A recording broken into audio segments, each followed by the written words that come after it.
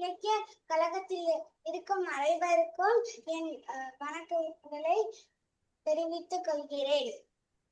இன்றைய நிகழ்வில் மக்கள் மனதில் பெரிதும் நிலைத்து நிற்கும் பெண் கதாபாத்திரம் கண்ணகியா மணிமேகலையா? கடவுள் வாழ்த்து. 2 திருக்குறள். வானின்று உலகம் வழங்கி வருதலால் தான் அமிழ்தம் என்றுணரப் பாற்று. துப்பார்க்கு துப்பாய துப்பார்க்கி துப்பார்க்கு துப்பாய தூவும் மலை. நன்றி. வாக்கு உண்டாம், நல்ல மனம் உண்டாம், மாமலரால் நோக்கு உண்டாம், மேனி நுடங்காது பூக்கொண்டு தும்பார் திருமேனி தும்பிக்கை யான் பாதம் தப்பாமற் சார்பார் தமக்கு. சூழ்களி நீங்க தமிழ் மொழி ஓங்க துலங்குக இவ்வையகமே. கதிர் வெடித்து பிளம்பு விழ, கதிர் வெடித்து பிளம்பு விழ, கடல் குதித்து சூடாற்ற, முதுமை மிகு நிலப்பரப்பேன் முதற் பிறப்பு தோன்றிவிட, நதி வருமுன் மணல் தருமுன் நலம் வளர்த்த தமிழனங்கே, பதிமதுரை பெருவீழியில் பாண்டியர் கை பார்த்தவளே, நின்னை யான் வணங்குவதும் நீ என்னை வாழ்த்துவதும் அன்னை மகற்கிடையே அழகில்லை என்பதால் உன்னை வளர்த்து வரும் பொன் புகழ் சேர் புலவர் தன்னை வணங்குகின்றேன். தமிழ் புலவர் வாழியரோ, தமிழ் புலவர் வாழியரோ, தமிழ் புலவர் வாழியரோ. இந்த இணையம் வழியாக காப்பிய சிறப்பு பட்டிமன்றத்தை சீரோடும் சிறப்போடும் நடத்தி வருகின்ற முத்தமிழ் மாமன்றத்தின் தலைவர் உள்ளிட்ட நிர்வாக குழு உறுப்பினருக்கும், இணையம் வழியாக ஆங்காங்கே இந்த நிகழ்வினை கண்டு பார்த்து ரசித்து கேட்டுக்கொண்டிருக்கின்ற உலகெங்கும் இருக்கின்ற தமிழ் நட்புகளுக்கும், பெரியோர்களுக்கும், தமிழ் அறிஞர்களுக்கும், ஆகச்சிறந்த 2 அணிகளைச் சேர்ந்த பேச்சாளர் பெருமக்களுக்கும், இளைஞர்களுக்கும், மாணவ செல்வங்களுக்கும் பணிவான வணக்கத்தை கனிவோடு தெரிவித்துக் கொள்கின்றேன். இன்றைய தமிழில் காப்பிய இலக்கியத்தில் ஒரு அற்புதமான ஒரு தலைப்பு, மக்கள் மனதில் பெரிதும் நிலைத்து நிற்கும் பெண் கதாபாத்திரம். பெண் கதாபாத்திரம் கண்ணகியா மணிமேகலையா என்ற ஒரு அற்புதமான ஒரு தலைப்பு. இந்த தலைப்பில நாம் நிறைய காப்பியங்களில் நிறைய கற்றுக்கொள்ள வேண்டிய ஒரு சூழல். இன்றைய சூழலில் இன்றைய இளைய தலைமுறையருக்கு பல்வேறு பழக்க வழக்கங்கள், வாழ்வியல் குறித்த நடைமுறைகள் அத்தனையும் தெள்ளத் தெளிவாக நமது காப்பிய இலக்கியங்கள் நமக்கு எடுத்து கூறுகின்றன. அதன் அடிப்படையில பல்வேறு நிகழ்வுகளை இந்த நேரத்தில் சிந்திக்கும் வகையில, அந்த செய்திகளை மீண்டும் நினைவுபடுத்தும் வகையில காப்பிய இலக்கியத்தில் இன்றைக்கு அற்புதமான ஒரு தலைப்பு. பொதுவாகவே காப்பிய இலக்கியம் மூலமாக நமது பண்பாடு, பழக்க வழக்கங்கள், வாழ்வியல் முறைகள், எப்படி எத்தனையோ சீர்திருத்தங்கள், பெண் சமுதாய மாற்றங்கள் நிறைய காப்பிய இலக்கியத்தில் நமது இலக்கியங்கள் எடுத்து கூறியிருக்கின்றன. இன்றைக்கு 50 காப்பியங்கள் நம்ம அனைவருக்கும் தெரியும். அதில் இரட்டை காப்பியமான சிலப்பதிகாரம், மணிமேகலை இந்த காப்பியத்திலிருந்து ஒரு தலைப்பு. சிலப்பதிகாரத்தில் எத்தனையோ கதாபாத்திரங்கள் இருக்கின்றன, மணிமேகலையில் எத்தனையோ கதாபாத்திரங்கள் இருக்கின்றன. அதில் முக்கியமான ஒரு பெண் கதாபாத்திரம், காப்பிய தலைவி. சிலப்பதிகாரத்தின் காப்பிய தலைவி யார் என்று கேட்டால் கண்ணகி, மணிமேகலின் காப்பிய தலைவி யார் என்று கேட்டால் மணிமேகலை. ஏன் சிலப்பதிகாரத்தில் கண்ணகியை காப்பிய தலைவியாக வைத்திருக்கிறார்கள் என்றால், பொதுவாகவே காப்பிய இலக்கண மரபுப்படி, இலக்கண விதிப்படி தனக்கு ஒப்பு இல்லாத ஒரு தலைவனை வைத்திருத்தல் வேண்டும். இங்கே தனக்கு நிகர் இல்லாத தலைவனை விட தலைவியே தனக்கு நிகர் யாரும் இல்லை என்ற ஒரு அடிப்படையில கண்ணகிதான் இங்கே கண்ணைக்கு மேல் யாரும் இல்லை என்ற அடிப்படையில அந்த காப்பிய இலக்கணத்தில் தலைவியாக கண்ணகியை வைத்திருக்கிறார்கள்.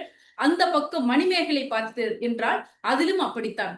தனக்கு நிகர் இல்லாத ஒரு தலைவனுக்கு பதிலாக ஒரு காப்பிய தலைவியை, மேகலையை, மணிமேகலையை வைத்திருக்கிறார்கள். தனக்கு நிகர் யாரும் இல்லை.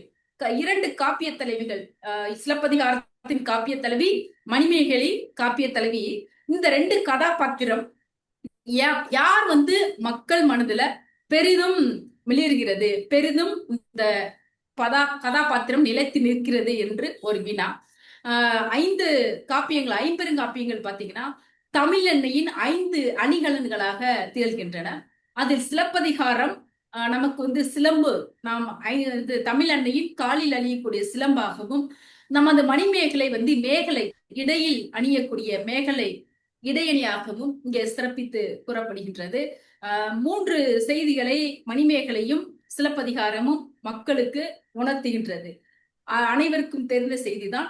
அரசியல் பிழைத்தோருக்கு அறம் கூற்றாவது, உரைசால் பத்தினியை உயர்ந்தோர் ஏத்துவது, ஊழ்வினை உறுத்து வந்து ஊட்டும். இந்த செய்தி சிலப்பதிகாரத்திலும், அந்த பக்கம் மணிமேகலையில யாக்கை நிலையாமை, இளமை நிலையாமை, செல்வம் நிலையாமை என்ற ஒரு 3 செய்தியையும் நமக்கு எடுத்திருக்கின்றது.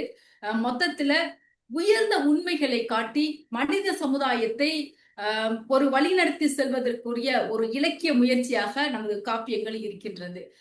இந்த 2 கதாபாத்திரத்தை பற்றி நமது பேச்சாளர்கள், இந்த பக்கம் ஒரு 3 பேர், அந்த பக்கம் ஒரு 3 பேர் இருக்கிறார்கள், ஆகச்சிறந்த பேச்சாளர்கள்.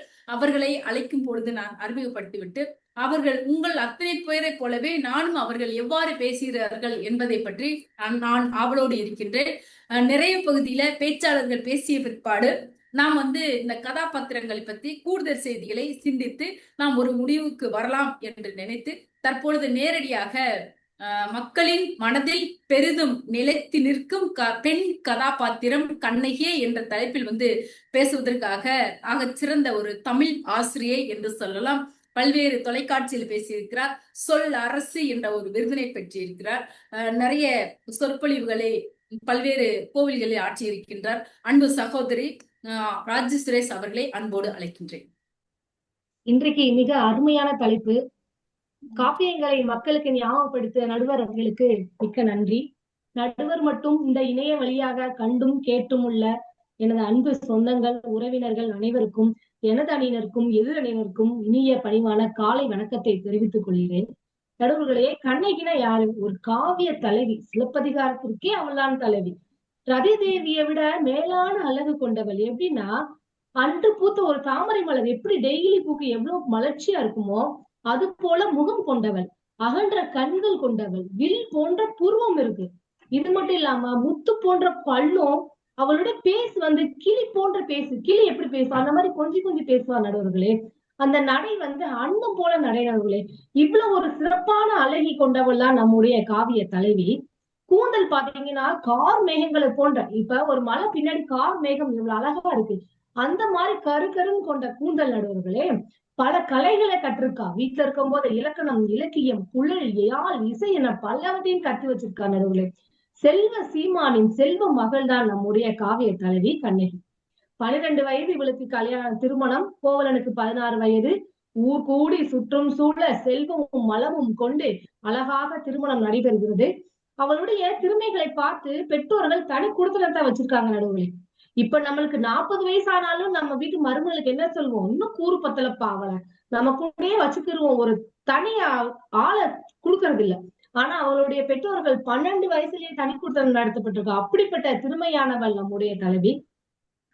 மாசாறு பெண்ணே, வலம்புரி முத்தே, காசூரி விடையே, கரும்பே தேனே அப்படின்னு அவங்களுடைய வாழ்க்கை கரும்பும் தேனும் போன்ற இனிப்பு சுடையதாக அவ்வளவு இனிமையாக போயிட்டு இருக்கு.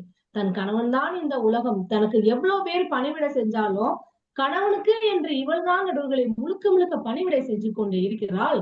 அவ்வளவு அன்பும் பாசமும் நம்ம வள்ளுவரை எழுதுற அன்பும் பண்பும் உடைத்தாயின் இல்வாழ்க்கை பண்பும் பயனும் அன்று என்ற மாதிரி இவர்கள் வாழ்க்கை வைத்துதான் அநேகமா திருவள்ளுவர் ஒரு யோசிச்சு முன்னறிப்பே எழுதியிருக்காருன்னு நினைக்கிறேன். கற்பின் வரலாற்றுக்கு உதாரணமே இந்த கதைதான். எப்படின்னு சொல்லலாம், 12 வயசுல ஒரு 7 வருஷம் தான் உண்மையா வாழ்ந்திருக்காங்க. 20 வயசுல அவளுக்கு உணர்ச்சிகள் பல, அதாவது அன்பு ஏங்க தோணும். தன் கணவன் தன்னை விட்டுட்டு போயிட்டான் அப்படின்னு அவருடைய அன்பு ஏங்க தோணும். ஆனா அதெல்லாம் கட்டுப்படுத்தி கொண்டு தன் கணவன் தான் உலகம் என்று வாழ்ந்தாள். மாமியார், மாமனார், அம்மா, அப்பா யாரு வீட்டுக்கு வந்தாலும் தன் கணவனை விட்டு கொடுக்காம வாழ்ந்திருக்கா நடுவுலே. இன்றைய வாழ்க்கையில் நம் கணவன் சிறு தவறு செஞ்சா கூட நம்ம பெருசா சொல்லிட்டு இருக்கோம், என்ன பிள்ளைய வளர்த்து வச்சிருக்கீங்க அப்படின்னு குறை சொல்லிட்டு தான் இருக்கோம். ஆனா அவளை தன்னை விட்டுட்டு வேறு ஒரு பெண்ணுடன் குடும்பம் நடத்த தெரிந்தும் ஒரு ஈ அளவும் கூட அவள் குறை சொல்வது கிடையாது. எவ்வளவு விருந்தாளிகள் வந்தாலும் தன்னுடைய வருத்தத்தை காட்டாமல் மகிழ்ச்சியோடு தான் விருந்தினை வளித்தார். அப்படிப்பட்ட பேர் அன்பும் என்ன சொல்லுவாங்க, ஒரு பொறுமை கொண்ட குணம் என்றால் பூமி தாய் பொறுமை என்று சொல்வார்களே, அது கண்ணகி பார்த்துதான் நடுவர்களை சொல்லியிருக்காங்க. நம்முடைய பூமி தாய் மாதிரி அவ்வளவு பொறுமை கொண்டவள். அன்பு கொண்டவள். கோவலன் வரும்போதெல்லாம் தன்னுடைய பணமும் நகையும் கொண்டு போனாள். அன்பாக கொடுத்து விடுவாள் நடுவர்களே. இன்றைக்கு நம்மும் சம்பளம் வாங்கிறோம். எவ்வளவுதான் நம்ம கணவன் வாங்கினாலும் ஒரு கஷ்டம் வந்து கொஞ்சம் குடும்பம் அப்படின்னா யார் அன்போடு கொடுக்குறா? என்ன இப்ப பார்த்தாலும் இப்படியே ஆனா அப்படின்ற ஒரு வெறுப்போடு தான் கொடுக்குறோம். ஆனா அவன் என்ன தன் அப்பா வீட்டில இருந்து வாங்கிட்டு வந்த நகையெல்லாம் அன்போடு கொடுத்து விட்டாள். நம்மிடம் ஏதோ ஒரு குறை இருக்கிறது, நம் கணவன் நன்றாக சந்தோஷமாக இருக்கட்டும் அப்படின்னு கணவன் சந்தோஷத்தான நடுவுல பெருமளவு கொண்டா கோவலன் எல்லாத்தையும் இழந்து வீட்டுக்கு வர்றான். அப்ப அவ எதிர்பார்த்துட்டே இருக்கா வாசல்ல, எப்படா வீட்டுக்கு வருவா, வரும்போது என்ன மன்னிச்சுக்கோ அப்படின்றா. அந்த மன்னிப்பு தன்மை என்னுடைய பெண்களிடம் குறைந்து கொண்டு வருகிற நடுவுகளே. அந்த மன்னிக்கும் பக்குவமும் கண்ணகிக்கு தான் இருக்கிறது என்று ஆணித்தரமாக நான் சொல்கிறேன். அனைத்தையும் சொல்லிட்டாங்க, கால சிலம்பு மட்டும்தான் இருக்கு. 2 பேரும் நம்ம இந்த ஊர்ல இருக்க வேணாம், மதுரைக்கு போவோம் அப்படின்னாங்க. உடனே கிளம்பிட்டான். மதுரைக்கு எப்படி போவோம், நடந்து போவோமே, தன்னுடைய கஷ்டங்கள் எல்லாத்தையுமே அவ தெரிஞ்சுக்கிட்டு கணவன் சொல்லே மந்திரம் என்று அப்படின்னு கிளம்பிட்டான். கடவுளே கண்கண்ட தெய்வம் என்று கூறி மனதில் நினைத்துக் கொண்டு கிளம்பிட்டான் நடுவுகளே. அவருடைய பாதங்கள் வந்து மலர்கள், மல்லிகைப்பூ இதழ்க்குள்ள அந்தோட மென்மையான பாதங்கள். ஆனா கல்லு முள்ளு மலை ஆறு ஏர் எல்லாத்தையும் இறங்கி நடந்து போயிருக்க. எதுக்காக? கணவனுக்காக. கணவுடன் வாழ வேண்டும் என்ற அன்பு கொண்டவள் நடுவர்களே. போய் மதுரைக்கு போய் கஷ்டப்படுறாங்க. ஆனா அங்க கௌந்தடிகள் எப்படி அவளை சொல்றாங்கன்னா, இவ கற்பு பெண் அரசி, மகாலட்சுமி, கன்னி, தெய்வம் அப்படிதான் நடுவுல புகழுறாங்க. யாருமே சாதாரண இவ பேர் கண்ணகி, கோவலனோட மனைவி அப்படின்னு யாருமே சாதாரணமா சொல்றது இல்ல. ஒரு மிகைப்படுத்தா சொல்லியிருக்காங்க. அந்த அளவுக்கு பண்பும் பெருமையும் கொண்டவள் கண்ணகி. கணவனுக்காக அரசனிடமே நீதி கேட்டவள். அரசன்னா நம்மளுக்கு ஒரு பயம் இருக்கும் பொதுவா. ஆனா அவ என்ன, என் கணவனே நீ கொலை பண்ணிட்ட, உனக்கு என்னப்பா அப்படின்னு தைரியமா போய் நீதி கேட்டவள் நடுவர்களே. கண்ணகி மதுரை எடுத்தது தப்புன்னு சொல்லுவாங்க. ஆனா எதனாலன்னு அப்படின்னு யாரும் யோசிக்க மாட்டாங்க நடுவர்களே. தன்னை தெரியாம ஒரு தவறான நீதிமன்ற நீ எல்லாம் என்ன ஒரு அரசன் அப்படின்னு நினைச்சுதான் அவளை தண்டனை கொடுத்தா தவிர வேற எந்த ஒரு காரணமும் கிடையாது. ஏன் நம்ம கற்பு தெய்வம் இது கேரளால பாத்தீங்கன்னா கண்ணகி ஒரு தெய்வமா கொண்டாடுறாங்க. ஏன் அவதான் மதுரையை எழுச்சிட்டாலே அவளுக்கு எது சாமியை வச்சு கும்பிடுன்னு யாருமே நினைக்கல. அவளிடம் நேர்மை, அன்பு, பண்பு, இரக்கம் அனைத்துமே இருந்தது நடுவுலே. அதனாலதான் அவள் இந்த ஒரு தெய்வமாகவே இருக்கிறாள். இப்ப நம்ம தங்கச்சி பொண்ணோ பையனா இருந்தா கூட நம்ம என்ன சொல்லுவோம் மத்தவங்கிட்ட, கேரளாவில் மட்டுமல்ல தமிழ்நாட்டிலும் தெய்வமாக கண்ணகி விளங்கி கொண்டுதான் இருக்கிறார். கோயில் அங்க இருக்கு. ஆனா தமிழ்நாட்டுல எல்லாருமே நினைச்சிட்டு இருக்காங்க நம்ம தங்கச்சி பொண்ணு என் தம்பி அப்படிதான் நம்ம சொல்லுவோம் தவிர மணிமேகலை வந்து தாம் பொண்ணாவே அவ எடுத்துக்கிட்டா. என்னதான் கணவன் மூலம் இன்னொருத்திக்கு பிறந்தாலும் தன் பெற்ற மகளாகவே ஏற்றுக்கொண்ட அந்த மனப்பான்மை யாருக்கு நடுவுகளை வரும்? இத்தகைய சிறப்பு கொண்டவர்களெல்லாம் இன்றைக்கும் மக்கள் மனதில் கண்ணகி இருக்கிறாள் என்று கூறி எனது உரையை முடிக்கின்றேன். நன்றி, வணக்கம். மிக சிறப்பாக, அதாவது கண்ணகி தான் மக்கள் மனதில் பெரிதும் நிலைத்து நிற்கும் பெண் கதாபாத்திரம் என்ற ஒரு சொல்லி இருக்கிறார். என்ன சொல்லி இருக்கிறார்?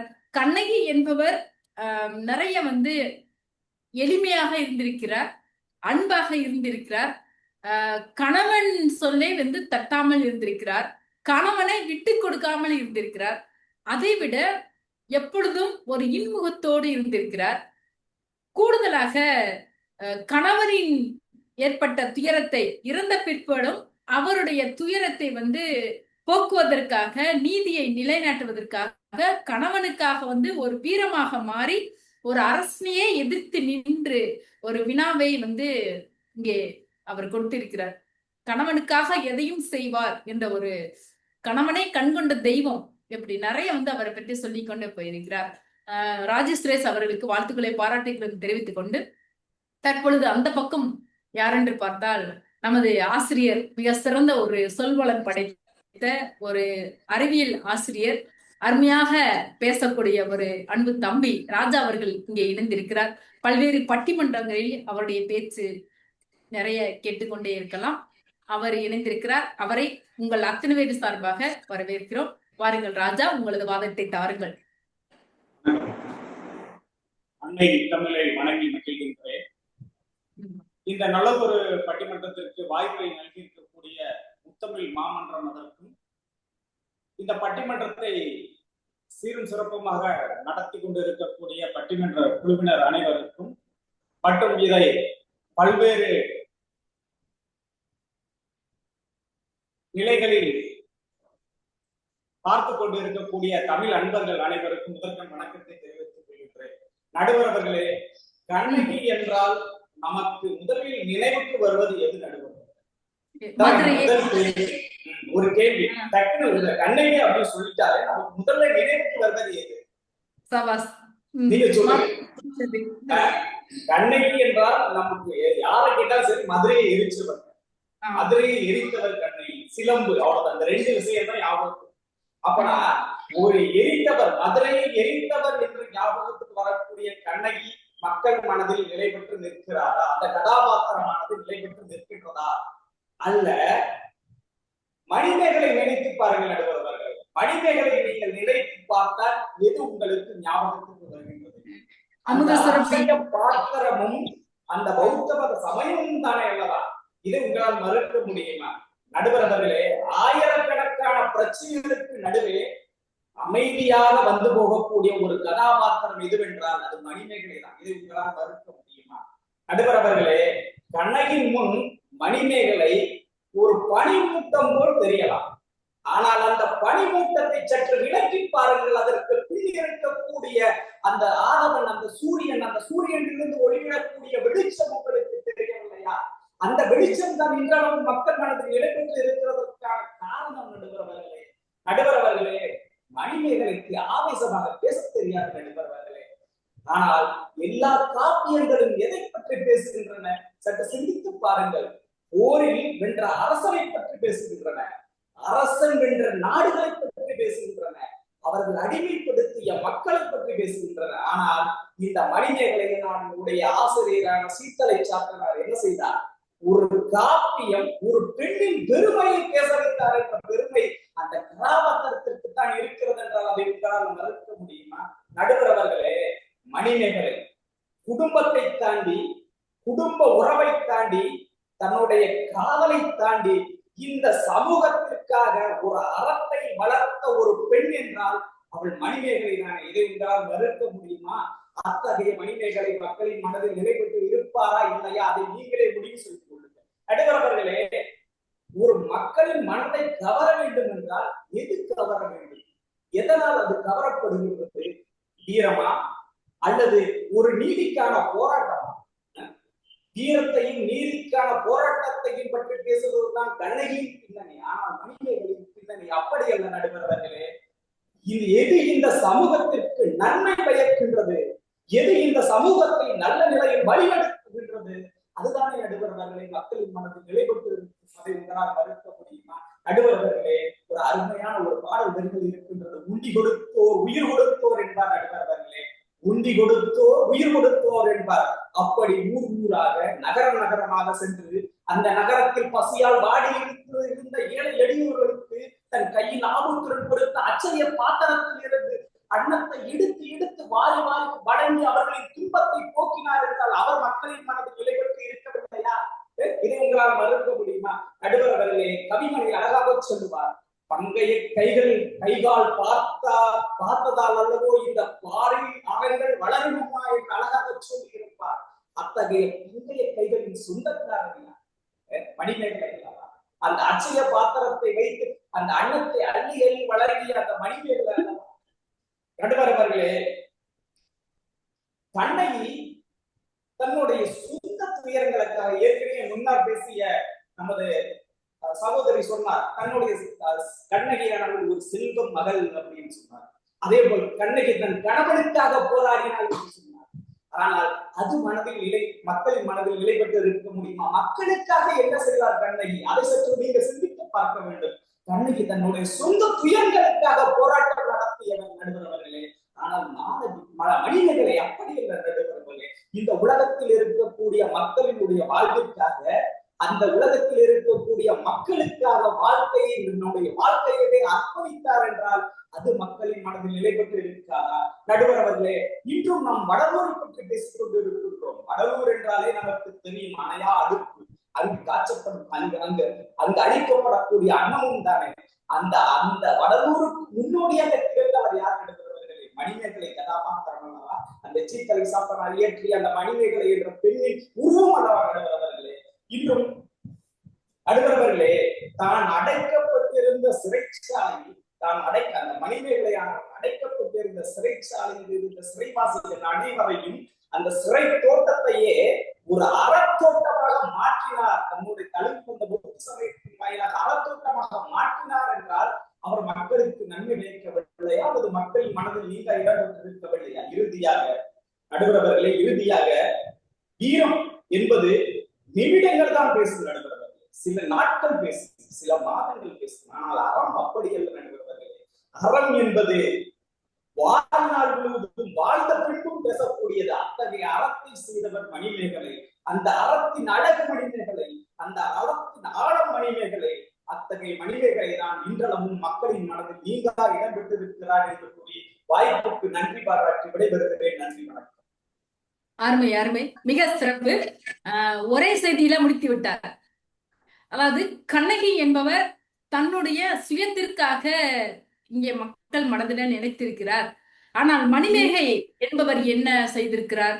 சமுதாய பணிக்காக, சமுதாயத்திற்காக மக்களில நினைத்திருக்கிறார். தன்னுடைய கணவனுக்காக கண்ணகி அங்கே சமுதாய மக்களுக்காக உண்டி கொடுத்தேரே, உயிர் கொடுத்தோரே.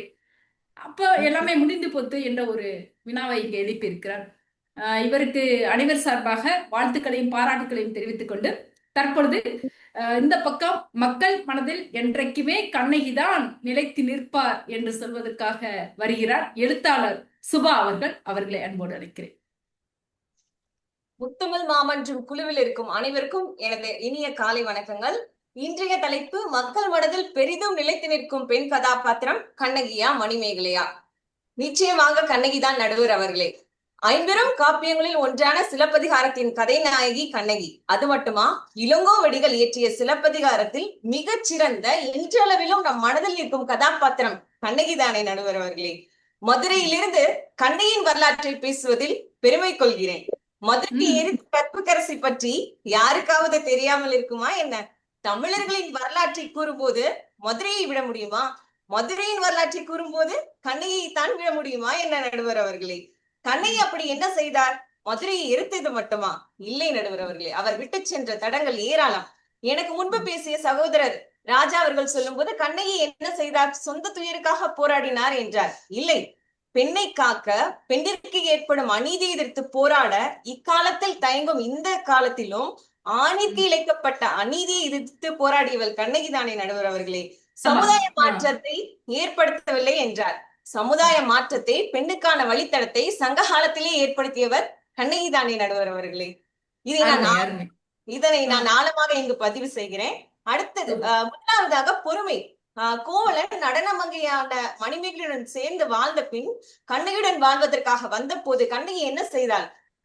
அழுது ஆர்ப்பாட்டம் செய்தாளா? இல்லை, அழுது அரற்றவில்லை. மாறாக கோவலனுக்கு இன்னொரு வாய்ப்பு கொடுத்து மதுரைக்கு புறப்பட்டு சென்றாள். இன்றைய சூழலில் கணவர் 2 மணி நேரம் வீட்டுக்கு வரவில்லை என்றால் வீட்டில் நடக்கும் கச்சேரி பற்றி நான் சொல்லித்தான் கூற வேண்டும் என்பதில்லை, அனைவரும் அறிந்த ஒன்றே. சங்க காலத்திலே கண்ணகி எவ்வளவு பொறுமையாக அந்த இக்கட்டான சூழ்நிலையை கையாண்டிருக்கிறார். வள்ளுவர் சொன்னது போல், இன்னா செய்தாரை ஒருத்தர் அவர் நன்னயம் செய்து விடால். பழிவாங்குவது என்பது என்ன நடுவர் அவர்களே? தண்டனை கொடுப்பதா? இல்லை. அவர் நமக்கு தீங்கு இழைத்தோருக்கு அவர் இக்கட்டான சூழலில் இருக்கும் போது நம் உதவிதானே மிகச்சரியான, மிகச்சிறந்த, உணர்வு ரீதியான தண்டனையாக இருக்க முடியும். இதனை சங்க காலத்திலேயே நிரூபித்தவர் கண்ணகிதான் நடுவர் அவர்களே. அடுத்ததாக அநீதியை எதிர்த்து போராடும் குணம். மன்னனே ஆனாலும் தன் கணவன் கோவலனை தீர விசாரிக்காமல் கொன்றதால் அந்த அநீதியை எதிர்த்து போரிடும் குணம் கொண்ட வீரப்பெண்மணி அல்லவா கண்ணகி. தன்னம்பிக்கை கொண்ட குலமகளாகவும் கண்ணகி திகழ்ந்திருக்கிறார். இக்காலத்தில் பெண்கள் தன்னம்பிக்கையுடன் இருக்க வேண்டும் என்றெல்லாம் பல அமைப்புகள் வழி நடத்தினாலும் ஊக்கப்படுத்தினாலும் சங்க காலத்திலேயே ஒரு பாண்டிய அரசனையே, மன்னன் பாண்டிய நெடுஞ்செழியனையே, ஏன் மாமதுரையே எதிர்த்து நின்ற ஒற்றை பெண்மணி அல்லவா கண்ணகி. நேர்மை. அடுத்ததாக, என்னதான் கோவலன் மாதவியுடன் வாழ்ந்தாலும் அந்த இடைப்பட்ட காலத்தில் தன்னையும் காத்து, திரும்பி வந்த பின் கோவலனையும் காத்து, அவன் இறப்புக்கு நீதி வேண்டி இறுதியில் நிரூபித்த பெண்மணி கண்ணகிதானே. சங்க காலத்திலேயே வழக்கறிஞராகவும் நீதிபதியாகவும் வாழ்ந்தவள் தானே கண்ணகி. கண்ணகி என்ற கதாபாத்திரம் மக்கள் மனதில் இன்றளவிலும் இடம் பிடித்திருக்கிறார் என்பதற்கு சாட்சியாக சென்னையில் உள்ள கண்ணகி சிலை, இடுக்கி மாவட்டத்தில் உள்ள கண்ணகி கோவில், தமிழகத்திலும் தமிழக கேரள எல்லையிலும் இன்றும் கண்ணகி வழிபாடு இருக்கிறது என்பது நாம் அனைவரும் ஒன்றே. எனவே காப்பிய தலைவியாக கண்ணகியே போற்றப்படுகிறார். ஒரு நேர்மையான, துணிவுள்ள பெண்ணின் சாபம் ஒரு நகரையே எரித்துவிடும் என்பதன் சாட்சிதானே மதுரை நகர் தீக்கரையானது. சாது மிரண்டால் காடு தாங்காது என்பதை உணர்ந்த தருணம் அல்லவா அது. இவ்வளவு சிறப்புகளை கொண்ட கண்ணகிதான் இன்றளவிலும் மக்கள் மனதில் இடம் பிடித்திருக்கிறார் என்பதை கூறி வாய்ப்புக்கு நன்றி கூறி விடைபெறுகிறேன். நன்றி, வணக்கம். மிக சிறப்பான ஒரு வாதம். நான் கூட ஆசிரியர் ராஜா அவர்கள் சொன்னார்கள், கண்ணகி என்பவர் தன்னுடைய சுயத்திற்காக போராடினார், தன்னுடைய கணவனுக்காக மட்டும் போராடினார். ஆனால் மணிமேகலை சமுதாயத்திற்காக போராடினார். சுயத்திற்காக போராடியது பெருசா, சமுதாயத்திற்காக போராடியது பெருசா என்ற ஒரு அற்புதமான ஒரு வினாவை எழுப்பினார். அந்த வினாவிற்கு சிறப்பாக ஒரு பதிலை இங்கே கூறியிருக்கிறார். அவருக்கு எழுத்தாளர் சுபா அவர்களுக்கு வாழ்த்துக்களையும் பாராட்டுகளையும் தெரிவித்துக் கொண்டு மிக சிறப்பான ஒரு காப்பிய பட்டிமன்றம் தற்பொழுது சூடு பிடித்திருக்கிறது. இந்த பக்கம் மணிமேகலை தான் என்றைக்கும் மக்கள் மனதில் நிலைத்து நிற்கும் பெண் கதாபாத்திரம் என்று பேசுவதற்காக ஆசிரியர் சினேகா அவர்களை அன்போடு அழைக்கிறேன். உலகமெங்கும் இருந்து இந்த நிகழ்வை இணைய வழியில் பார்த்து கொண்டிருக்கக்கூடிய அத்துணை தமிழ் சொந்தங்களுக்கும் இனிமையான வணக்கங்கள். நடுவரம்மா அவர்களுக்கும் வணக்கங்கள். இருதரப்பு அணி பேச்சாளர்களுக்கும் இனிமையான வணக்கங்களை தெரிவித்துக் கொள்கிறேன். நடுவரம்மா அவர்களை மிக மிக ஒரு அற்புதமான தலைப்பு என்ன அப்படின்னா, மக்களின் மனங்களில் நிலைத்திருக்கக்கூடிய பெண் கதாபாத்திரம் கண்ணகியா மணிமேகலையா? அக்கா அற்புதமா 2 பேரும் பேசிட்டு போயிருக்கிறாங்க. கண்டிப்பா ரெண்டாவது அற்புதமா பேசிட்டு போயிட்டாங்க நடுவரம்மா அவர்களே. மக்களின் மனங்களில் நிலைத்து நிற்கக்கூடிய பெண் கதாபாத்திரம் யாருன்னா மணிமேகலை தான். எப்படி தெரியுங்களா? இந்த உலகத்துல பல்வேறு காப்பியங்கள், பல்வேறு இலக்கியங்கள் தோன்றி இருக்கிறது இன்றளவும். ஆனால் முதலில் ஒரு பெண்ணின் பெயரில் எழுந்த முதல் காப்பியம் அப்படின்னு சொன்னா அது மணிமேகலை. மணிமேகலையை கதாபாத்திரமாக கதையினுடைய தலைவியாக கொண்டு இன்றைக்கு அறத்தை இந்த உலகத்திற்கு நிலைநிறுத்திய ஒரு காப்பியம் என்று சொன்னால் அது மணிமேகலை. நடுவரம் அவர்களே அவங்க சொன்னாங்க, கண்டிப்பா நாங்க மறுக்கல. ஒரு பெண் எப்படி வாழ வேண்டும், அரசனை எதிர்த்து வாழ்ந்தாள் கண்ணகி அப்படின்னு சொன்னாங்க. நிறைய கத்து கொடுத்துட்டு போயிருக்காங்க அப்படின்னு சொன்னாங்க. கண்டிப்பா அது உண்மைதான். ஏன்னா மணிமேகலையினுடைய தாய் கண்ணகி என்ன பாத்தீங்கன்னா 6 அடி, தாய் 6 அடி பாய்ந்தால் குட்டி 16 அடி பாயுன்னு சொல்லுவாங்க நடுவரம் அவர்களே. அதை நிரூபித்து காட்டியவள் மணிமேகலை. தன்னுடைய குடும்பத்திற்காக கேள்விப்பட்ட அளவு தாய் 8 அடி பாஞ்சா குட்டி 16 அடி பாயும் அப்படிதான் கேள்விப்பட்டிருக்கேன். பரவாயில்ல, சிறப்பு, சொல்லுங்க. அப்படி சொல்லுவாங்க நடுவரம் அவர்களே. இதை நிரூபித்து காட்டியவள் மணிமேகலை. எப்படி என்றால் தன்னுடைய தாய் தனக்காகவும் தன்னுடைய குடும்பத்திற்காகவும் ஒரு பெண் எப்படி இருக்க வேண்டும் என்று வாழ்ந்து காட்டினாள் என்று சொன்னாங்க இல்லையா? இந்த உலகத்திற்கு ஒரு பெண் எப்படி அறத்தை நிலைநாட்ட வேண்டும், இந்த உலக மக்களை எப்படி காக்க வேண்டும் என்று மணிமேகலை நம்மளுக்கு உணர்த்தி விட்டு சென்றிருக்கிறார். ஒரு பெண்ணினுடைய பெருமையை பேசக்கூடிய காப்பியமாக மணிமேகலை இன்றளவும் திகழ்ந்து கொண்டிருக்கு நடுவரம் அவர்களே. மணிமேகலையில ஒரு பாடல் வரும், குடி பிறப்பளிக்கும் விருப்பம் கொள்ளும் பூன்முளை மாதரோடு புறங்கடை நிறுத்தம் பசிப்பினி என்னும் பாவிய தீர்த்து அப்படின்னு சொல்லிட்டு ஒரு பாடல் வரும். இந்த உலகத்துல எல்லா மனிதர்களுமே நல்லவர்கள் தான் படைக்கப்பட்டாங்க. ஆனா இந்த பசிப்பினி அப்படின்ற ஒரு பாவி வந்ததுக்கு அப்புறம் எப்படியெல்லாம் அவர்களை மாற்றும் என்று சொன்னால் அவர்களுடைய குடி பிறப்பினுடைய பெருமையை அழிச்சிடும் அப்படின்னு சொல்றாங்க. அது மட்டும் இல்ல, ஒரு மனிதனா பிறந்த ஒரு மேன்மை இப்ப எவ்வளவு பெரிய மேன்மை அடைஞ்சிருந்தாலும் அந்த மேன்மையே ஒரு நொடியில் அந்த பசிப்பினி போக்கி விட்டுரும்.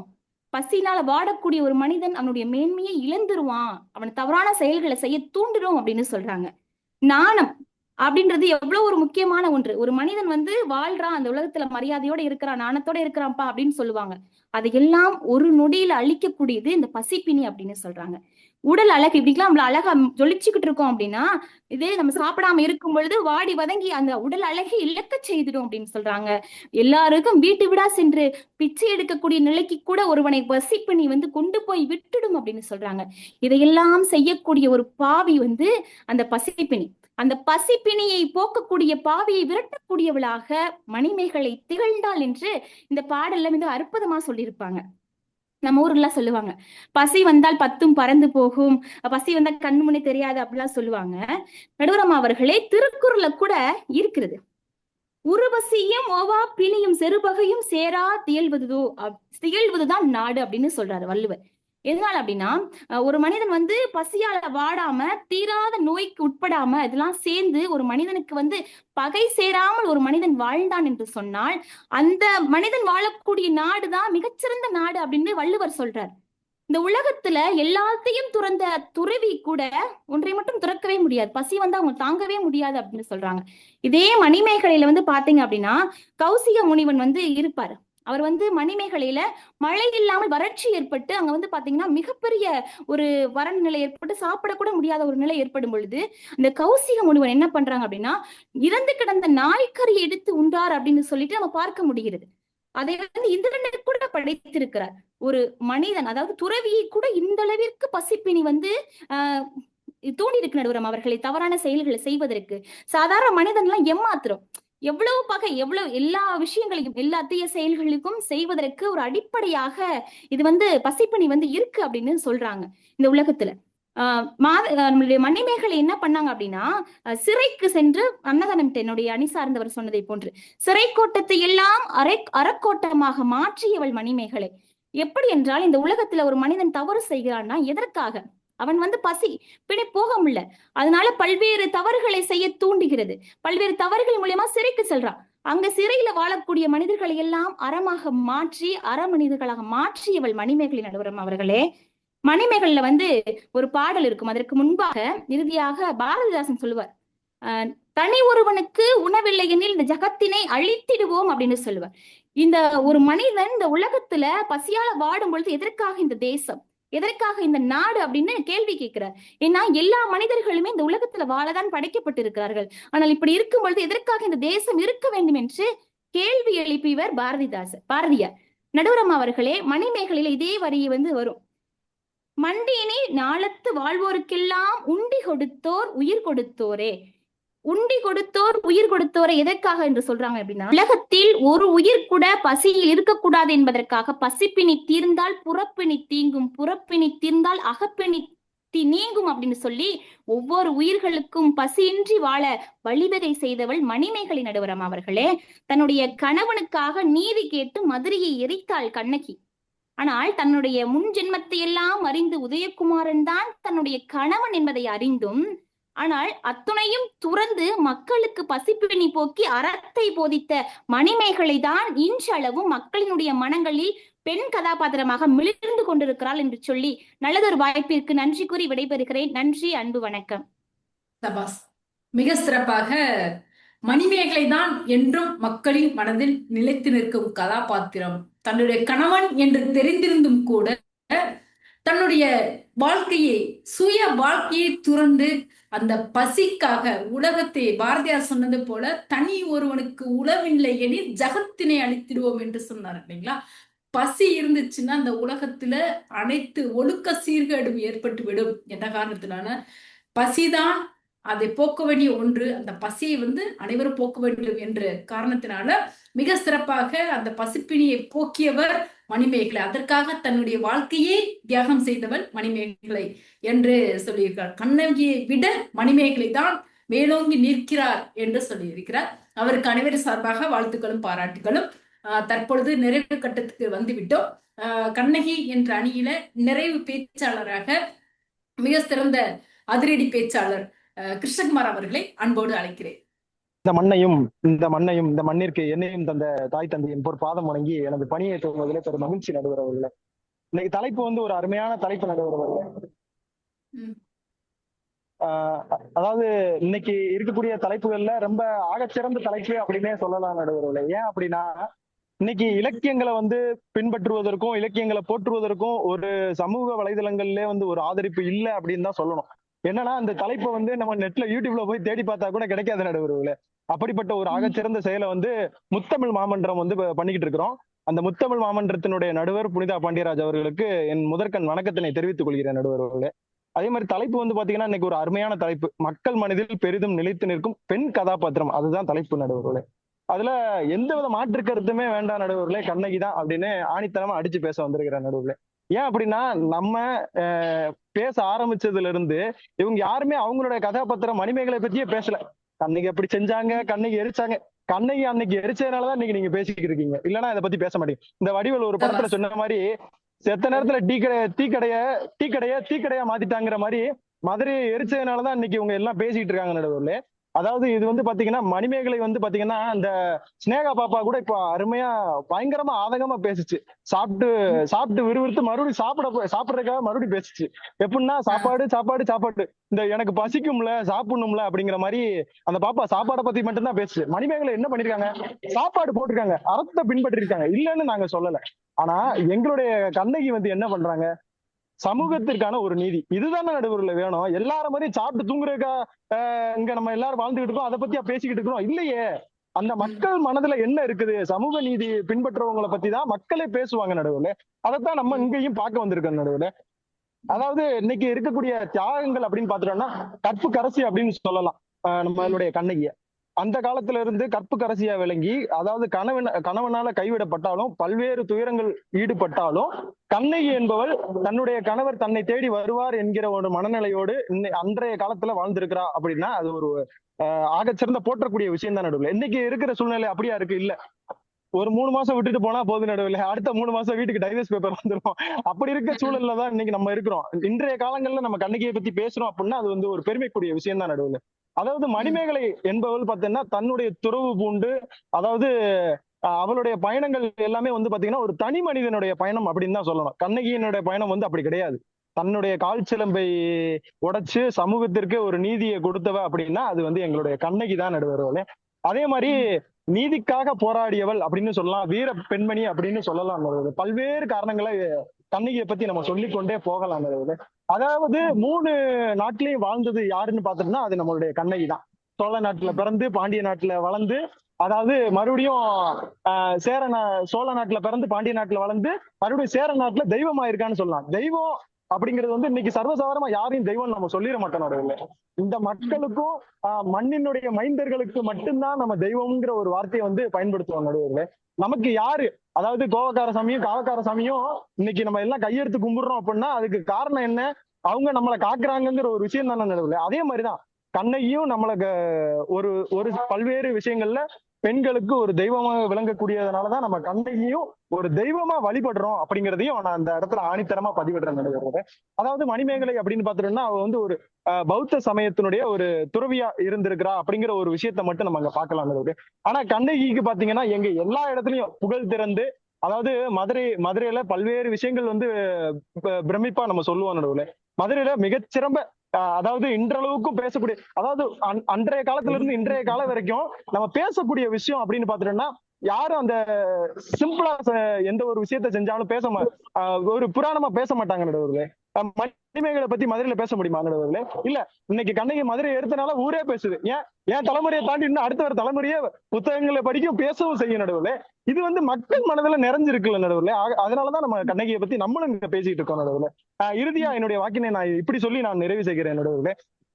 அன்பிற்காக ஆசை, நீதிக்காக கோபம், கற்புக்காக தியாகம் செஞ்ச ஒரு பெண்மணி அப்படின்னு சொன்னா நம்மளுடைய கண்ணகி தான் நடுவுல. அதுல எந்தவித மாற்று கருத்துமே இல்லை நடுவுல.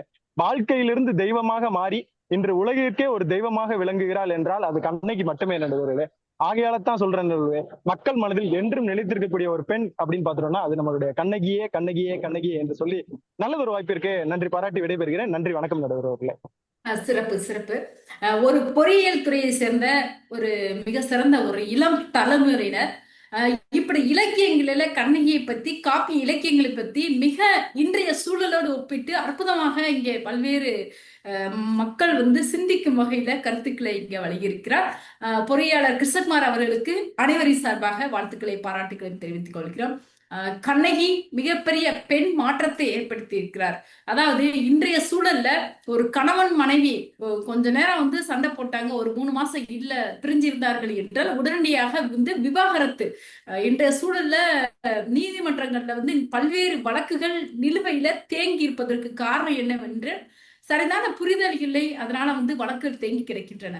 ஆனா கண்ணகிக்கு வந்து தன் கணவன் மீது எப்பேற்பட்ட கோபம் வெளிக்காட்டாமல், கோபமே வராமல், கணவனுக்காக வந்து கணவனை கண்கொண்ட தெய்வமாக அங்கே வாழ்ந்திருக்க கணவனுக்காக ஒரு வாய்ப்பை கொடுத்திருக்கிறார். மறப்போம் மன்னிப்போம் என்ற ஒரு பக்குவம் கண்ணகியிடம் இருந்திருக்கிறது. மிகச்சிறந்த ஒரு பெண்மணியாக இங்கே கண்ணகிதான். அனைவருக்கும் வாழ்க்கையில வந்து ஜெயிக்கணும் வேண்டும் என்றால் அது கண்ணகியால் மட்டும்தான் முடியும். கண்ணகி வந்து உலகத்திற்கு ஒரு வழிகாட்டியாக, உலக போற்றும் வகையில் ஒரு தெய்வமாக இங்கே இருக்கிறார் என்ற ஒரு கருத்தினை அற்புதமாக பதிவு செய்திருக்கிற கிருஷ்ணகுமார் அவர்கள், அவர்களுக்கு அனைவர் சார்பாக வாழ்த்துக்களை பாராட்டுக்களை தெரிவித்துக் கொண்டு தற்பொழுது அந்த பக்கம் அந்த மணிமேகலை அணியின் நிறைவு பேச்சாளர் ஆசிரியர் மிக சிறந்த எங்கள் முத்தமிழ் மாவட்டத்தின் பாடகி இதோ வருகிறார், அரசு பள்ளி ஆசிரியர் சக்தீஸ்வரி அவர்கள். அவர்களை அன்போடு அழைக்கின்றேன். அனைவருக்கும் வணக்கம். வணக்கம். இன்று காரசாரமாக வரலாற்று தலை பற்றி பட்டிமன்றம் நிகழ்ந்து கொண்டிருக்கிறது. இந்த காரசாரத்திற்கு இடையே ஒரு சின்ன ஒரு பாடலை பாடி என்னுடைய பட்டிமன்றத்தை துவங்கியது.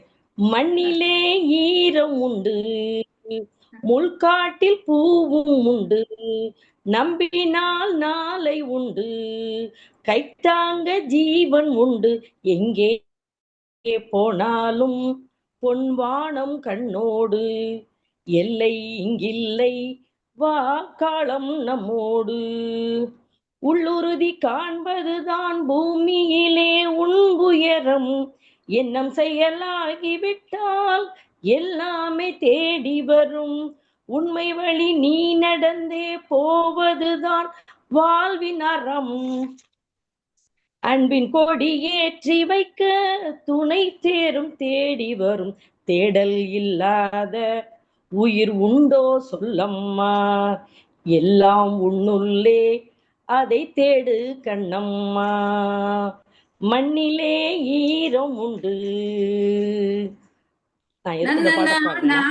பெரிய வரலாறு, பெரிய வரலாறு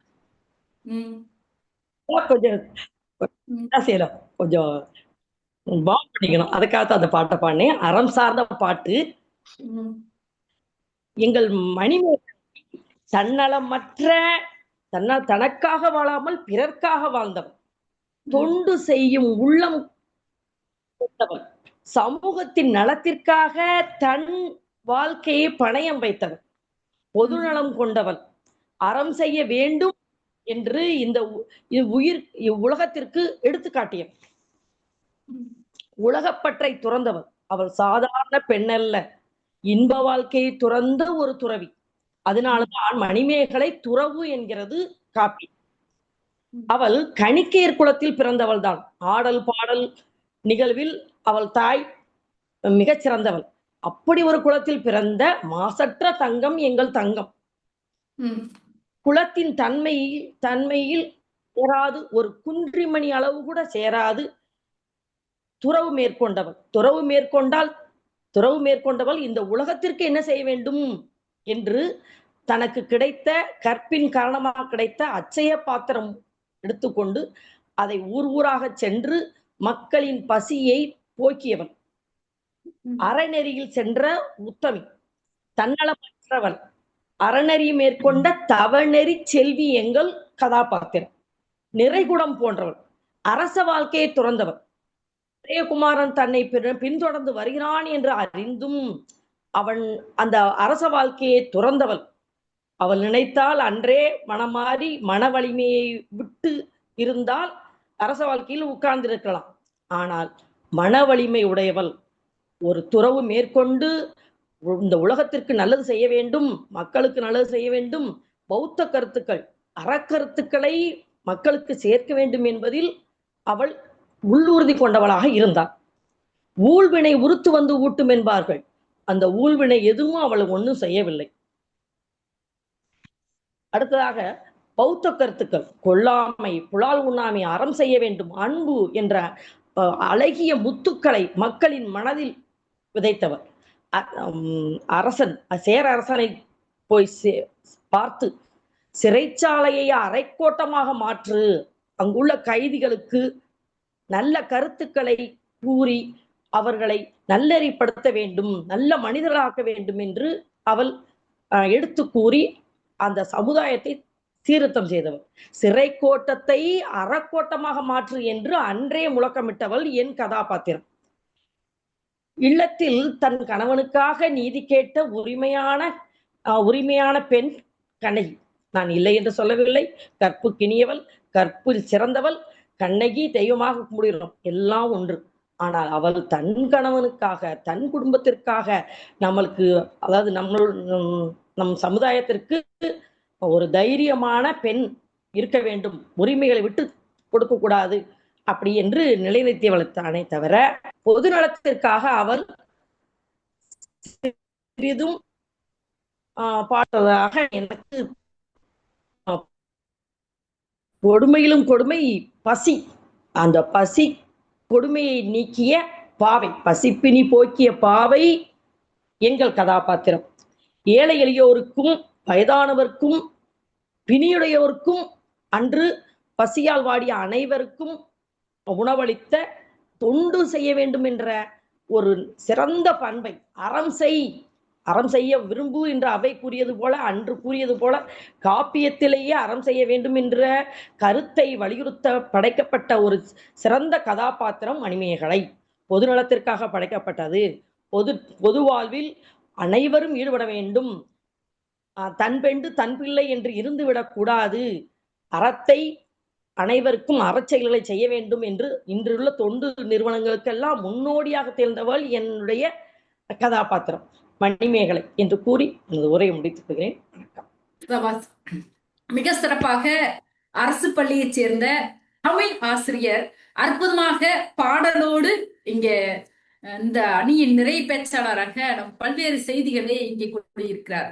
மணிமேகலை ஒரு கணியை குலத்துல பிறந்தவர். அவருடைய குலத்திற்கும் அவருடைய செயலுக்கும் சுத்தமாக ஒப்பிட முடியாத ஒரு சூழல். ஆனால் இருந்தாலும் முற்றிலும் அவர் குலத்தவர்கள் அனைவரும் எதிர்த்த போதிலும் அந்த எதிர்ப்பை மீறி ஒரு தன்னிச்சையாக பல்வேறு அறச்செயல்களை இங்கே மேலோங்கி இங்கே செய்திருக்கிறார். அந்த கதாபாத்திரம் தான் எங்களுக்கு பெரிதும் மேலோங்கி நிற்கிறது என்ற ஒரு கருத்தை வலிமையாக வைத்திருக்கிறார். இந்த கண்ணகி சுயத்திற்காக மட்டுமே தான், தன்னுடைய குடும்பம் தன்னுடைய கணவன் சுயத்திற்காக மட்டுமே தான் இருந்திருக்கிறார் என்ற ஒரு கருத்தினை இங்கே பதிவிட்டிருக்கிறார். அதாவது அவரவர்கள் தனி அணிக்கு தகுந்தவாறு மிக சிறப்பாக இந்த 6 பேச்சாளர்களும் இங்கே வாதிட்டு இருக்கிறார்கள். நாம நிறைவுள்ள இந்த தீர்ப்பு எவ்வாறு இருக்க போகிறது என்று சிந்திப்பதற்கு முன்பாடி ஒவ்வொரு நிகழ்விலும் நான் சொல்வதுண்டு, ஒரு நிகழ்ச்சி சிறப்பாக நடைபெற வேண்டும் என்றால் அங்கே பேச்சாளர்கள் பெருசா ஏற்பாட்டாளர்கள் பெருசா என்று கேட்டால் நிச்சயமாக உலகமும் எங்கும் இருக்கின்ற தமிழ் ரசிக பெருமாளாகிய உங்களால் மட்டுமே தான் ஒவ்வொரு நிகழ்வும் மிக சிறப்பாக இருக்கிறது, சிறப்பாக அமைகிறது. அத்தனை பேருடைய ஆக்கமும் ஊக்கமும் எங்களை மேலோங்கி இங்கே நிறுத்துகின்றது. இந்த காப்பிய இலக்கியத்திற்காக அனைவரும் ஒத்துழைப்பு கொடுத்து இந்த நிகழ்வை பார்த்து கொண்டு இருக்கின்ற, இந்த நிகழ்வில் இணையத்தில் இணைந்து கொண்டிருக்கின்ற அத்தனை தமிழ் சுவைஞர் பெருமக்களுக்கும் இந்த தருணத்தில் நன்றியை கூறி தீர்ப்புக்குள் நாங்கள் நுழைகின்றோம். பேச்சாளர் பேசினார்கள், மணிமேகலை பற்றி பேசினார்கள். மணிமேகலை சிறு வயதிலேயே பல்வேறு சோதனைகளையும் வேதனைகளையும் சந்தித்திருக்கிறார் இல்லையா? இன்றைய சிறு குழந்தைகளை எடுத்துக்கொண்டால், ஒரு பள்ளி குழந்தைகள் ஒரு 6ஆம் வகுப்போ 10ஆம் வகுப்போ 12ஆம் வகுப்போ ஒருவரை எடுத்துக்கொண்டால், ஏதோ ஒரு சிறிய துன்பம் வந்தால் கூட, ஒரு சிறிய சோதனை வந்தால் கூட உடனடியாக தற்கொலை என்ற ஒரு ஆயுதத்தை எடுத்துக்கொண்டிருக்கிறார்கள். ஆனால் மணிமேகலை எவ்வளவு பெரிய சோதனை வந்தாலும் அந்த சோதனையை சந்தித்து அந்த சோதனையை சாதனையாக மாற்றுகிறார். எதன் மூலமாக? அவர்கள் எடுத்த கொள்கை அறம் என்ற ஒரு கொள்கை, அறம் சார்ந்த ஒரு செயலில் அறப்பணியில் ஈடுபட்டதுனால தெய்வமே பேச்சாளர் சொன்னது போல 3 சக்திகளை மணிப்பல்லவ தீவுல மணிமேகலைக்கு நினைச்ச நேரத்துல வான்வெளியை பறக்கிற சக்தி, நினைச்ச நேரத்துல வேற்று உருவம் எடுத்துக்கலாம், நினைச்ச நேரத்துல கையில ஒரு அமுத சுரப்பி, அந்த அமுத சுரப்பி மக்களுக்கு எவ்வளவு சாப்பாடு கொடுத்து கொண்டே இருக்கலாம், சுரந்துகிட்டே இருக்கும், ஊறிக்கொண்டே இருக்கும். அப்படி 3 ஒரு அற்புதமான ஒரு சக்தியை தெய்வமே கொடுக்குது. எதனால? அந்த சோதனையை தாங்கி கொண்டால், துன்பத்தை தாங்கி கொண்டால், தன்னுடைய கொள்கையில பின்பற்றாமல், அதாவது பின்னோக்கி செல்லாமல் வலுவாக உறுதியாக நின்ற காரணத்தினால தெய்வமே துணையாக நிற்கிறது மணிமேகலைக்கு. இது ஒரு மனதுல நிலைத்து நிற்கக்கூடிய ஒரு கதாபாத்திரமாக நான் பார்க்கிறேன். அதற்கு விட பேச்சாளர் சொன்னது போல உதயகுமாரன் என்ற ஒரு இளவரசர் தான் முன்னால அவர் ஒரு கணவனாக இருந்திருக்கிறார். மணிமேகலைக்கு கணவன் மனைவியாக போன ஜென்மத்தில் இருந்திருக்கிறார். அந்த நினைவு மணிப்பல்லவ தீவுல மணிமேகலைக்கு வந்த போதும் கூட தான் கணவனாக இருந்தாலும் இந்த பிறவில தன்னை திருமணம் செய்ய வேண்டும் என்று உதயகுமாரன் பின்பற்றும் சமயத்தில் கூட தான் மறுக்கிறார். எனக்கு இல்லற வாழ்வு வேண்டாம், எனக்கு துறவற வாழ்வு தான் வேண்டும். இல்லறத்தில் இருந்தால் நான் சமூக பணி ஆற்ற முடியாது, துறவு வாழ்க்கை தான் மேற்கொள்வேன் என்று சொல்லி அதை மறுத்து விடுகிறார். இருந்தாலும் உதயகுமாரன் விடவில்லை. விடாத பட்சத்துல காயசண்டியாக மாறுகிறார். காயசண்டியாக மாறும் சூழலில் கூட உண்மையான காயசண்டியை மணிமேகலை என்று நினைத்து அவரிடம் தவறாக நடக்க முற்படுகிறார் உதயகுமாரன். அப்பொழுது அவருடைய கணவன், உண்மையான காயசண்டியின் கணவனால உதயகுமாரன் கொலை செய்யப்படுகிறார். அதுக்கு காரணம் யார் என்று கேட்டால் மணிமேகலை தான் என்று சொல்லி மணிமேகலை, அதாவது உதயகுமாரின் தந்தையும் தாயும் மன்னனும் பட்டத்து மகரிஷியும் பட்டத்து இளவரசி ராணி என்று சொல்வார்கள். அவர்கள் நம்ம மணிமேகலையை அறவழி செய்த அந்த மணிமேகலையை சிறையில அடைச்சு விட்டுறார். சிறையில அடைச்சு விட்டு அந்த காலகட்டத்தில் கூட, சிறையில் இருந்த காலகட்டத்தில் கூட பேச்சாளர் சொன்னது போல விடாது தன்னுடைய தெய்வம் சோதனையில் இருந்தாலும் தெய்வம் கூடயே இருக்கிறது. பல்வேறு அற்புதங்கள் தெய்வ சக்தியாக அந்த சிறைச்சாலை நடக்குது. அதை பார்த்து அந்த பட்டத்து இளவரசி என்ன பண்றாங்க, பயப்படுகிறார்கள். இவரிடம் ஒரு அதீத சக்தி இருக்கு என்று சொல்லி அவர் அப்படியே பின் நோக்குகிறார், பயப்படுகிறார். மணிமேகலை பார்த்து ஒரு பயத்தை மேற்கொள்கிறார் உதயகுமாரின் தாய், அந்த தேவியன் ஆனவள். அப்ப மணிமேகலை என்ன நினைக்கிறா, அந்த நேரத்துல சாதாரண ஒரு பெண்மணியாக இருந்தால் நம்மளையே சிறையில பிடித்து அடைத்து வைத்தவர்கள் இவளை நாம் சும்மா விடுவதா என்று என்ன தோன்றும். ஆனால் இந்த இடத்துல ஒரு சமூக பணியை, ஒரு துறவரம் மேற்கொண்ட ஒரு பணி, மற்ற உயிர்கள் வாழ வேண்டும் என்ற ஒரு நினைப்புல மணிமேகலை என்ன சொல்கிறார் என்றால், அந்த தேவியை, உதயகுமாரின் தாயை கவலைப்படாதீர்கள், பயப்படாதீர்கள் என்று சொல்லி அவரை அன்போடு அரவணைத்து அவருக்கு பல்வேறு உபன்யாசங்கள், பல்வேறு உதவிகளை தைரியத்தையும் வரவழைத்து அந்த இடத்துல சொல்கிறார். சிறைச்சாலையை அறச்சாலையாக, யாவரும் பயப்படாத வண்ணம் சிறைச்சாலையை அறச்சாலையாக மாற்றுகின்றார்.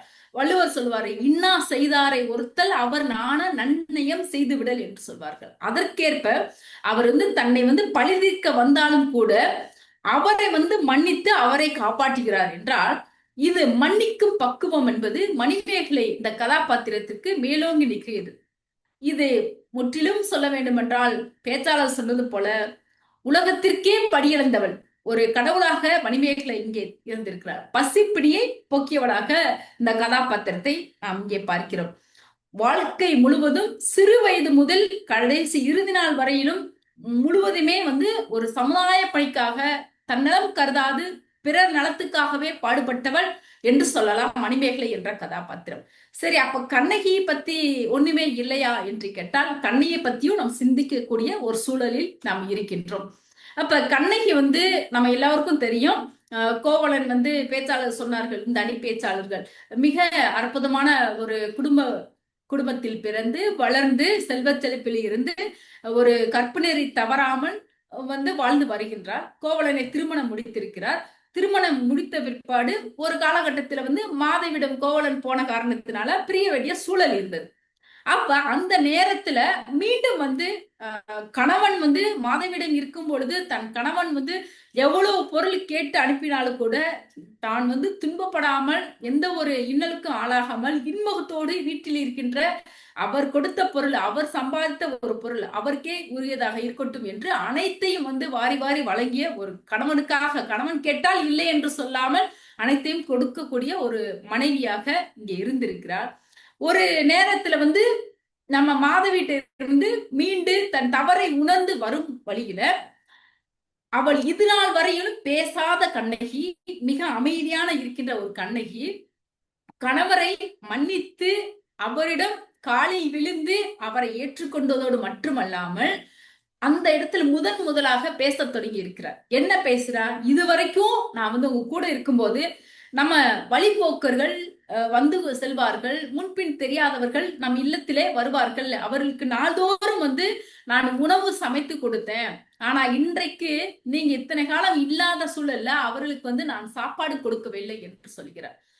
இப்ப இங்க என்ன தோன்றுகிறது என்றால், பேச்சாளர் சொன்னது போல மணிமேகலை துறவரம் மேற்கொண்டு தன்னுடைய பசிப்பினியை போக்கி இருக்கிறார். மனைவி இங்க கோவலன் மனைவி கண்ணகி என்ன சொல்லிக்கிறார், குடும்பத்தில் இல்வாழ்க்கை மேற்கொண்டு இருக்கும் பட்சத்துல நாள்தோறும் இல்லத்தில் தானே சமைத்து தானே வந்து விருந்தினருக்கு அனைவருக்கும் பசிப்பினியை போக்கி இருக்கிறார் என்றதை நம்ம சிலப்பதிகாரம் இங்கே கூறுகிறது. அப்போ கண்ணகி முதலாக பேசியதை நமது சிலப்பதிகாரம் இளங்கோவடிகள் என்ன சொல்கிறார் என்று கேட்டால், அறவோர்க்கு அளித்தலும் அந்தனர் ஓம்பலும் துறவோர்க்கு எதிர்தலும் தொல்லோர் சிறப்பின் விருந்து எதிர்கோடலும் இழந்த எண்ணெய். நீங்க இல்லாத காலகட்டத்துல யாரு இங்க வீட்டுக்கு வரல என்ற ஒரு கருத்தினை இங்க சொல்லியிருக்கார். முதல்ல சொன்ன வார்த்தை என்ன அப்படின்னா, நீங்க இல்லாதது எனக்கு பிரச்சனை இல்லை, நீங்க இல்லாத காரணத்தினால விருந்தினர்கள் யாசகம் கேட்டு வரக்கூடியவர்கள் யாரு இங்க வரல, அதுதான் எனக்கு வருத்தமாக இருக்கு என்று சொல்லியிருக்கார்.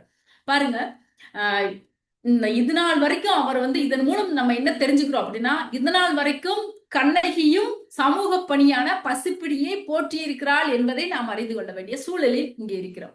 சரி, இன்னும் கொஞ்சம் மேல போனோம் அப்படின்னா, கோவலனுக்கு வந்து எதுவுமே இல்லை, பிழைக்கிறதுக்கு சாப்பாட்டுக்கு ஏதாவது வழி வேணும், பொருள் எல்லாம் மாத வீட்டை போயாச்சு, நான் எதுவுமே இல்லையே, இப்பேற்பட்ட ஒரு இழிவான செயலை செய்து விட்டேனே என்று புலம்புகின்ற துயரமான நேரத்துல மனைவியானவள் என்ன சொல்கிறார்னா, ஒரு கலங்காதே, தன்னுடைய கணவனை பார்த்து கலங்க வேண்டாம், நலங்கோல் உருவல் நகை முகம் காப்பி சிலம்புல கொள்ளும் என்று சொல்கிறார். என்கிட்ட இன்முகத்தோடு சொல்றார், பரவாயில்ல எது போனாலும் பரவாயில்ல, என்கிட்ட சிலம்பு இருக்கு அப்படின்னு சொல்லி சிலம்ப பெற்றுக்கொள் என்று சொல்லி கணவன்கிட்ட கொடுத்துரு, அதை வைத்து நாம பிழைச்சுக்கலாம் என்று சொல்லி மதுரையை நோக்கி வருகிறார். மதுரை நோக்கி வரும்போது வந்த இடத்துல நம்ம தவறான முறையில ஏதோ ஒரு ஆராயாமல் வந்து மன்னன் வந்து தீர்ப்பு கூறிவிட்டாரு, கொலை பட்டாரு நம்ம கோவலன். அப்ப அந்த செய்தியை வந்து மற்ற சாதாரண ஒரு பெண்கள் அப்படின்னா என்ன நினைப்பாங்க, கணவர் இறந்து விட்டா உடனடியாக கணவரை கட்டிப்பிடித்து சுற்றாத்தார் அனைவரும் சேர்ந்து அழுவார்கள். இந்த இடத்துல கண்ணகி என்ற ஒரு பெண் தேசம் விட்டு தேசம், நாடு விட்டு நாடு, அவள் இருப்பது சோழ நாடு, இங்க வந்தது பாண்டிய நாடு, பாண்டிய நாட்டுல யாரையும் தெரியாத இடத்துல தன் கணவனுக்கு ஒரு பழி வந்து விட்டது, அந்த பழியை துடைக்க வேண்டும் என்று அவள் வந்து ஆதங்கத்தை, அதாவது அழாமல் சாதாரண பெண்ணை போல இல்லாமல் அந்த இடத்தில் துணிச்சலாக தன் கணவரின் பழியை தீர்க்க வேண்டும், துயரத்தை தீர்க்க வேண்டும், இது குற்றமற்றவர் என்று நிரூபிக்க வேண்டும் என்ற எண்ணத்துல அவர் நேரா வந்து எங்க போறார் அப்படின்னா, மக்களிடம் கேட்கிறார், என் கணவன் வந்து தப்பே செய்யாத கணவனை வந்து மன்னர் வந்து கொலை மன்னர் வந்து ஆராயாமல் தீர்ப்பு கூறிவிட்டார், அதனால நான் மன்னனிடம் போறேன்னு எல்லாத்தையும் ஊர்ல உள்ளவங்க அனைவரிடம் சொல்லிவிட்டு நேரா வந்து அரசவைக்கு செல்கிறார். அப்ப அரசவையில அந்த காலகட்டத்துல சாதாரண பெண்கள் வந்து போக முடியாது, அப்படியே போனாலும் அந்த பெண் வந்து இப்ப சொல்லுவாங்க பழமொழி, கட்டறிந்த அவையில வந்து யாவராலும் பேச முடியாது. இப்ப பள்ளிக்கூடத்துல வந்து ஆசிரியர் வந்து நிறைய பாடம் எடுத்தாலும் வகுப்பு எடுத்தாலும் ஒரு மேடையில வந்து பேச்சு வந்து சாதாரண யாருக்கு வராது. பழமொழியே இருக்கு, நம்ம வள்ளுவரே சொல்லியிருக்காரு, பகையகத்து சென்று சாவார் எளியர், அரியர் அவை அகத்து சென்று முந்தாதவர், இல்லையா? கற்றறிந்த அவையில வந்து பேசுவது என்பது மிக மிக கடினம். அந்த அவையில எந்த ஒரு கூச்சமும் இல்லாம தைரியத்தோடு நேரா முன்னாடி வர்றான், தேரா மன்னா என்று ஆவேசமாக சொல்லி, வாழ்தல் வேண்டி ஊழ்வினை துறப்ப சூழ்களல் மன்னா நின் நகர் புகுந்து ஈங்கு என்னால் சிலம்பு பகிர்தல் வேண்டி நின் பால் கொலை செய்யப்பட்ட கோவலன் மனைவி கண்ணகி என் பெயர் என்று சொல்லி அற்புதமாக அவர் வந்து முன்னுரையை சொல்லிவிட்டு அறிமுகம் செய்துவிட்டு, கணவன் மாண்டு இருக்கின்ற சமயத்தில் கூட தன்னை அறிமுகம் மிக சிறப்பாக செய்து கொண்டு, உன் தீர்ப்பு தவறானது, உன் சிலம்பில் வந்து மாணிக்கப்பரல் இருக்கு, மன்னிக்கவும், உன் சிலம்பில் வந்து முத்துப்பரல், உன் தேவி அணிந்திருக்கின்ற பாண்டிமா தேவியின் சிலம்பில் வந்து முத்துப்பரல் இருக்கிறது, என்னுடைய சிலம்பில் வந்து மாணிக்கப்பரல் இருக்கிறது என்று சொல்லி குற்றத்தை நிரூபித்திருக்கிறார் என்றால், ஒரு தனி பெண்ணாக இங்க வந்து மிக சிறப்பாக இங்கே செயல்பட்டிருக்கிறார், தன் கணவனுக்காக தனியாக நின்று போரியிருக்கிறார். அங்கே அனைவரும் பேசினார்கள், அங்கே மணிமேகலை வந்து சமுதாயத்திற்காக முற்றிலும் பாடுபட்டிருக்கிறார். இங்கே வந்து தான் இல்லத்தரசியாக இருந்து சமூக பணியை மேற்கொண்டிருக்கிறார். அதன் பேரில ஒரு சிறந்த வாழ்வு எது எப்படின்னா, இல்வாழ்வான் என்பான் இயல்புடைய மூவருக்கு நல்லாற்றி நின்ற துணை, ஒரு இல்லத்துல தற்காத்து தற்கொண்டார் பெண்ணி தகைசாண்ட சொற்காத்து சோர்வு இல்லால் பெண். ஒரு பெண் வந்து சரியான முறையில குடும்பத்தை நடத்தினாள் என்றால் அவர் கடவுளுக்கு நிகரான என்று நமது திருக்குறளில் சொல்லி இருக்கிறார். அப்ப மிக சிறந்த அளவுல திருக்குறள் வாழ்வின் வழியாக நமது கண்ணகி வந்து மிக அற்புதமாக வாழ்க்கையை நடத்தி வருகிறார். வந்த போதிலும் அவர் வந்து இறைவனுக்கு ஒப்பாக மதிக்கப்படுகின்றார். மன்னன் வந்து தவறான தீர்ப்பு கூறியதன் காரணத்துல அவர் இறந்து விடுகிறார். உடனடியாக ஊர் பக்கம் எல்லாம் சுத்தி மதுரை மாநகரை 3 முறை வலம் வைத்து இடது மார்பை திருகி 3 முறை வந்து வலம் வந்து எரிகிறார். அப்போ மதுரை மாநகரை எரிப்பதற்கு முன்னாடி அக்னி தேவன் என்ன சொல்றாரு, கண்ணகியே நான் யாரையெல்லாம் விட்டுவிட யாரையெல்லாம் எரிக்க அக்னி தேவனை கேட்கிறார்.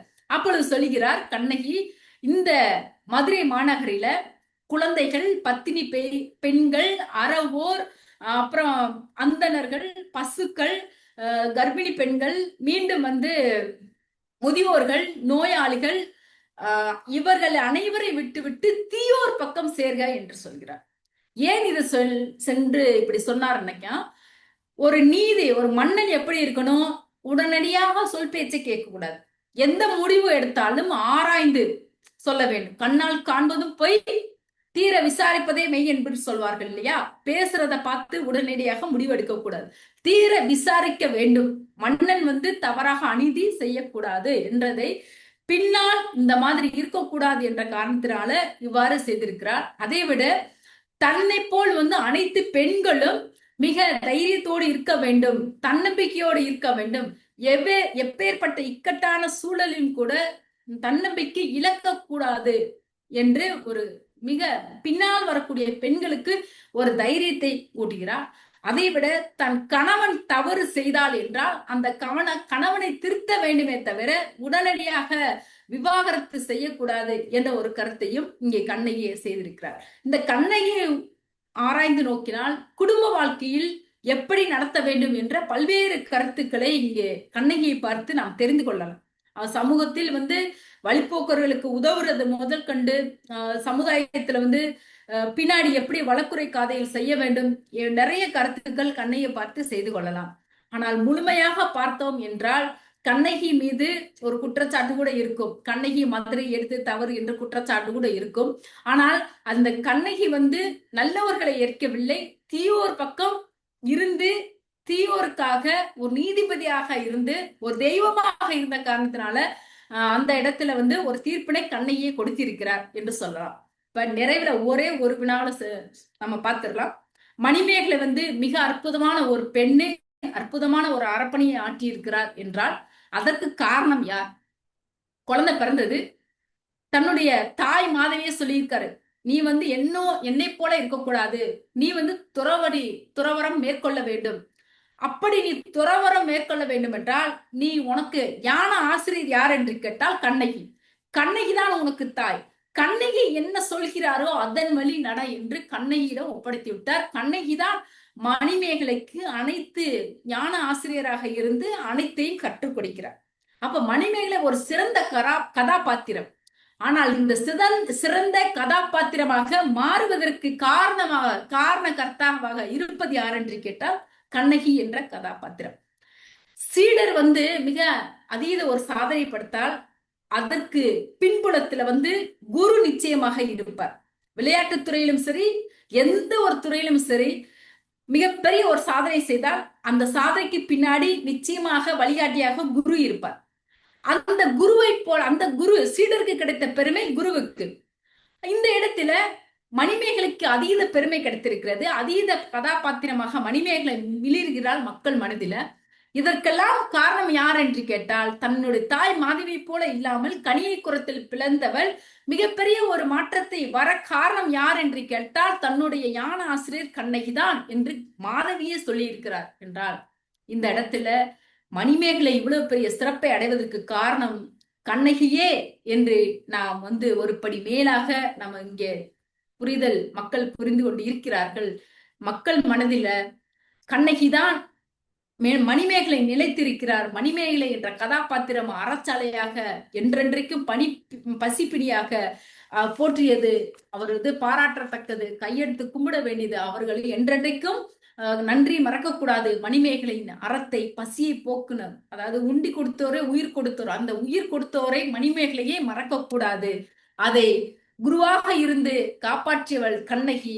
ஆனா கண்ணகி தான் ஒரு படி மேலாக இந்த இடத்தில் மக்கள் மனதில நிலைத்து நிற்கின்ற பெண் கதாபாத்திரமாக மணிமேகலை 40%, 60% கண்ணகி இங்கே மிளிந்திருக்கிறார், மேலோங்கி நிற்கிறார் என்ற ஒரு தீர்ப்பினை இளங்கோவடிகள் சார்பாக இங்கே முன்வைத்து இதுவரை பொறுமொழிதன் இருந்த அத்துணை தமிழ் சுவிஞர் பெருமக்களுக்கும் தமிழ் என்னும் தாளமுச்சொற்களால் நன்றியும் வணக்கமும் கூறி விடைபெறுகிறேன். நன்றி, வணக்கம்.